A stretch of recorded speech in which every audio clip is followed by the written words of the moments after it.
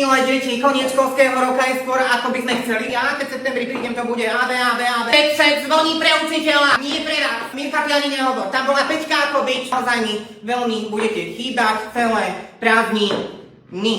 Každý teraz povraciame knihy, ktoré ste dostali na začiatku školského roka, čiže píš zachovala alebo nezachovala. Tie, ktoré už máme zo 76. roku ešte aj predtým od Márie Terezia, áno, ešte sú stále k dispozícii. Tam sú možno rožky trošku pokrčené alebo tak. Nevšíma si, odovzdáme v takom stave, ako sú. No, nemáme nové knihy. Ukáž každý, ako má pošmirgovanú počistenú lavicu. Táto môže byť. Vy si myslíte, že prázdniny sú dlhé?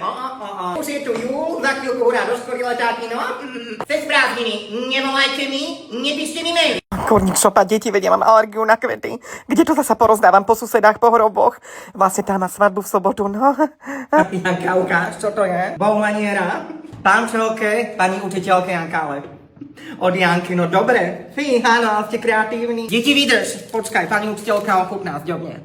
Mirka, fíha. Čo to, hej, takýto bus? Aha, mixit poznám, no. Dávam si ráno do jogurtíku. Mám alergiu na kvietky, deti, ale... Ako ste to vedeli, že ja naozaj toto mixi, že to je moje... Ste ma dojali. Bože, človek sa s vami trápi, ale však je to aj zaujímavé. Môžete ísť domov. Tak vidíme sa v septembri, držkajte sa.